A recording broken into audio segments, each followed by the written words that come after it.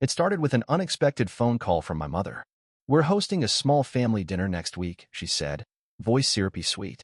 "We'd really love it if you came." She always used "we" like it meant something, like our family still functioned as a single unit instead of the loosely connected web of politeness and old obligations it had become. Still, I said yes. Because a part of me, the one that still hoped for the version of family we used to pretend we were, wanted to believe it was genuine. I arrived at their house right on time, wearing the kind of smile you keep in the glove box for events like this. Friendly, careful, just enough. The living room looked the same as always. Neat. Familiar. Like time hadn't moved. My brother Mark was already there, leaning back on the sofa like he owned the place. Caroline, my sister, stood in the kitchen with a wine glass, chatting with Mom like they hadn't skipped inviting me to half their brunches this year.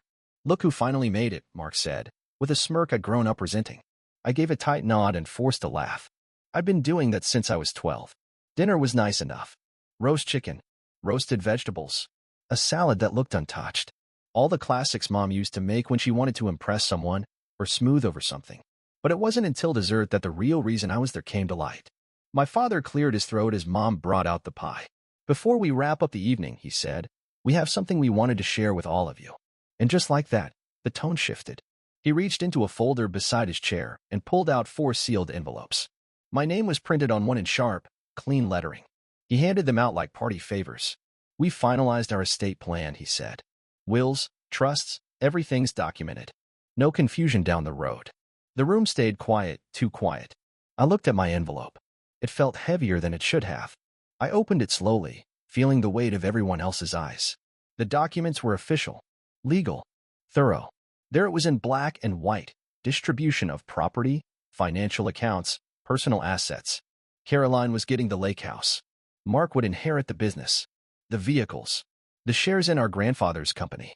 There were even notes about personal effects, family heirlooms, antique furniture, a silver coin collection. And then there was I. A single line. A one-time disbursement of $5,000. That was it. Not even a sentence. Just a line item. I stared at the paper, then looked up. No one seemed surprised. Caroline was sipping her wine. Mark was already folding his copy like he was done reading. Mom just smiled softly and said, "It's better to be transparent now, don't you think?" I couldn't speak. My throat had gone tight. I wasn't angry, not yet. I was something worse. I was stunned. Because this wasn't about the money. It was about the message, and that message was crystal clear. "You don't matter the way they do." I put the folder down and excused myself. Said I had an early meeting. Said I appreciated dinner. No one protested. Not even Mom. That night, I sat in my car in their driveway, holding that envelope like it might bite me. It wasn't about being left out of the will. It was about being left out of the family. And as I started the engine, I made myself a promise. If they wanted to treat me like a footnote, I would remind them exactly who they'd underestimated. The next morning, I called my mother. She answered on the second ring, chipper and calm like the night before hadn't happened. "Hi, sweetheart. Everything okay?" "I want to talk about the will," I said, skipping the small talk. There was a pause, slight, but real. Then, "Of course. What about it? You really thought $5,000 was appropriate?" "It's not about the number," she said gently. "It's about what made the most sense. We talked it through carefully." "We." I repeated. "Your father, your siblings, and I," she said. My chest tightened. So they were part of that conversation? They've always been part of the family planning discussions. And I haven't? I asked. She didn't respond, which said everything. I hung up before I said something I couldn't take back. But I wasn't done. That evening, I drove over to their house. I didn't call ahead. I just showed up. Dad answered the door. "Didn't expect you," he said. "Yeah, that seems to be a pattern lately." He stepped aside. I walked in, straight to the kitchen, where Mom was drying dishes like this was any other Tuesday night. "I want a real answer," I said, voice steady. "Why was I cut out of the will?" She turned slowly, towel still in hand. "You weren't cut out," she said carefully. "You're just taken care of already." My jaw tensed. "You mean because I don't come to you with problems like Mark does? Or because I didn't have 2 kids before I turned 30 like Caroline?" "That's not fair," she said, frowning. "What's not fair," I said, "is watching you divide everything. Houses, accounts, assets. Like we're part of some corporate exit strategy and pretending that my name being left off is just a logistical detail." Dad finally spoke. "It's not that we don't care. It's that your siblings are more." He caught himself. but I already knew the word. Involved. That's what he wanted to say. They were more involved, more present, more useful. They stayed close, he added, as if that justified everything. You mean they stayed close enough to be rewarded? He didn't deny it. Then Mom said something I wasn't ready for. You were never supposed to see the will yet. I blinked. What? We hadn't planned to share it until later. After. She trailed off. After they were dead. That's what she meant. They were going to let me walk into their funeral thinking everything was fine, only to find out later that I'd been written out long before the eulogies. That moment hit harder than I expected, because it wasn't just exclusion. It was the strategy. I wasn't forgotten. I was removed in advance to minimize the mess. And they only told me now because someone, probably their lawyer, insisted on transparency to avoid legal blowback. We didn't think it would hurt you, Mom said quietly. That hurt more than anything. I've always been the fallback, I said. The one who shows up last minute. Who picks up the pieces. Who never makes a scene. And you counted on that, didn't you? Neither of them responded. So I turned to leave. But before I walked out the door, I said one more thing. You thought I'd be too proud to fight back. That I'd swallow it. Move on. Pretend like nothing happened. I looked my father in the eye. You were wrong. After I left my parents' house that night, I couldn't sleep. I wasn't just angry anymore. I was activated. There's a moment when betrayal sharpens into clarity, when you stop asking, why did they do this, and start asking, what else have they been hiding? That was where I landed. Because the exclusion in the will felt too clean, too practiced. You don't erase someone like that without preparing for it. So I started digging. I still had access to an old shared cloud folder. Years ago, Dad asked me to help organize family records for estate planning. I did it without question, like I always did back then. Helpful, invisible, reliable. He never revoked my access. And there it was, right where I'd left it. Hey guys, please don't forget to subscribe and leave a comment if you have any feedback. Let's go to the story. PDFs, tax documents, investment statements. Everything is sorted by year. I opened the most recent file first, then worked backward. It didn't take long. There was a trust, created 5 years ago, funded consistently, structured to benefit primary heirs. The names on it, Caroline and Mark. My name, nowhere. I opened the older documents. Same pattern, year after year. My parents had spent the better part of a decade preparing to pass everything to my siblings, quietly, legally, and without ever telling me. And not just properties or savings. There were business shares, payouts, a private investment account in Caroline's name, co-funded by my parents. All of it carefully structured to bypass probate and, conveniently, bypass me. The next day, I printed everything. I organized the documents, color-coded by year, labeled every asset and its destination. It took me 5 hours. And when I was done, I sat there staring at the stack, not because I was shocked anymore, but because I was realizing just how far they'd gone to keep me outside the circle. This wasn't about who needed help. This was about control. They didn't just leave me out of the will. They spent years writing me out of the future. I sent an email to my parents. No ranting. No pleading. Just this. Attached are copies of the documents I found in the estate folder you shared with me years ago. I've reviewed the trust structures, beneficiary designations, and associated financial transfers. Since this seems to have been a long-term plan, I would appreciate a formal explanation and a timeline. I deserve the truth, even if it's late. I copied Caroline and Mark on the email. They needed to see it too. Caroline replied the next morning. I didn't know the trust excluded you. I thought everything was still pending. Sure. Mark didn't reply at all.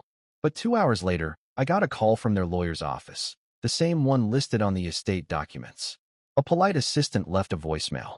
Your parents have asked us to review the current structure in light of some recent family concerns. We'd like to schedule a meeting to discuss options. Options. As if inclusion was a negotiable term, something to be bartered for once the truth surfaced. I didn't respond right away. Instead, I sent everything to my own attorney. And then I did something I'd never done before. I told a few close friends the full story. Not the watered-down version. Not the "I'm fine, just tired" excuse. The real story. The dinner. The envelope. The exclusion. The silence. And their reactions? Disbelief. Outrage. Support. One friend hugged me and said, "You didn't just get cut out. You got buried quietly. And they assumed you'd never dig." After I shared the financial documents, things went quiet again. Not the peaceful kind of quiet, the strategic kind. The kind that hums with guilt, calculation, and people scrambling to control a story before it spirals. My parents didn't reply to my email. Mark stayed silent. Only Caroline said anything at all, and even then, it was vague. I just assumed things were equal, she texted. I didn't ask questions. Right. Because when you're handed everything, you don't stop to wonder who was left with nothing. Then, for days later, I got a message I didn't expect. Not from a sibling.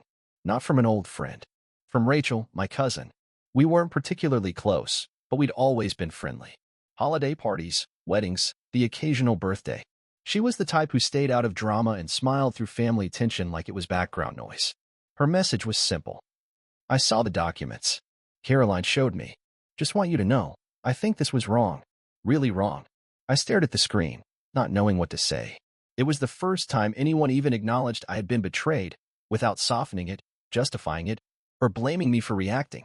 So I replied. Thanks for saying that. Honestly, I didn't realize anyone else noticed. She messaged back almost instantly. We all noticed. We just figured there was a reason. That hit hard. Because that's how it happens, right? People assume silence is consent. If you weren't invited to the table, you must have chosen to stand outside. No one considers that you might have been locked out. Rachel called me later that night. She wasn't dramatic. She wasn't taking sides. She just told the truth. Your name barely came up in family decisions. I didn't think about it at the time. But now? It makes sense. You were erased before the will was even written. That word again. Erased. Not forgotten. Not left out. Erased.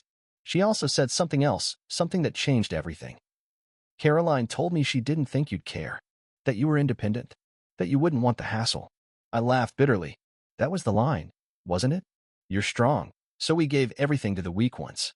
It sounds noble until you realize what it really means. You didn't need us, so we made sure you'd never get anything from us again. The next morning, I got a call from my dad. I let it go to voicemail. Then he sent a message. We'd like to amend the estate. Bring balance. Sit down and work through this together. Too late. Not because I didn't want fairness, but because they didn't offer it until I forced them to. And that's not love. That's damage control. I forwarded the message to my lawyer. She replied, You're in the driver's seat now. You don't owe them anything, not your silence, not your forgiveness, and not your cooperation. And for the first time in this entire process, I believed it. Not just legally, emotionally. They weren't in charge of the narrative anymore. I was. I didn't attend the next family dinner. They invited me, of course they did. After the fallout, the documents, the uncomfortable silence broken by truth, they had no choice but to extend the olive branch. But I didn't go. Not to be spiteful. To be clear. Forgiveness is not a coupon you cash in after ignoring someone's worth for years. Instead, I spent that evening at a friend's apartment. Someone who'd sat with me when I first opened that will and said nothing for a full minute, then whispered, That's not a family. That's a boardroom. We made pasta, drank cheap wine, and laughed at dumb TV. No passive-aggressive smiles. No silent judgment. Just the warmth that comes when no one expects you to shrink to keep the peace. 2 weeks later, I signed the updated estate agreement. The revisions were, technically fair, equal splits, retroactive shares. My name was restored on every document that mattered. But here's what they didn't realize. I didn't care anymore. Not about the accounts. Not about the property. Not even about the apology that finally showed up in a carefully worded email from my father. What mattered was what I'd reclaimed. My name. My place. My voice. I took my share. Not because I wanted what they had, but because I wasn't going to let them define me by what I didn't get. I donated a portion to a local legal aid fund, the kind that helps people stand up when they've been quietly erased from systems designed to forget them. Because this wasn't just about me anymore. It was about not letting silence win. And I let go. Not of the truth, that stays with me, but of the expectation that these people would ever see me fully. They saw the version of me that was useful, quiet, and responsible. They loved that version. The version that asked hard questions? That version got $5,000 and a side smile. Rachel and I talk more now. We're not best friends, but we're real. She checks in, sometimes asks how things are going. She even showed up at a local speaking event I was invited to, where I told the story, my story, not to shame my family, but to name what had been done. Silence doesn't preserve peace, I told the crowd. It preserves power. She stood up when I finished and clapped like I just scored the winning point in a game no one thought I was even playing. I haven't been back to the family home since, but I don't feel cut off. I feel complete. Because the truth is, family isn't defined by who signs your birthday card or whose DNA you carry. Family is defined by who looks at you when you're bleeding and doesn't ask you to clean it up before sitting down beside you. I still have the original will. Folded, creased, a little coffee stain now. Not as a keepsake. As a reminder that if you don't write your worth into the story, someone else will erase it and pretend that was the plan all along. Sometimes the legacy you inherit is silence. Sometimes it's rejection dressed up as what's best for everyone. But you don't have to accept that version.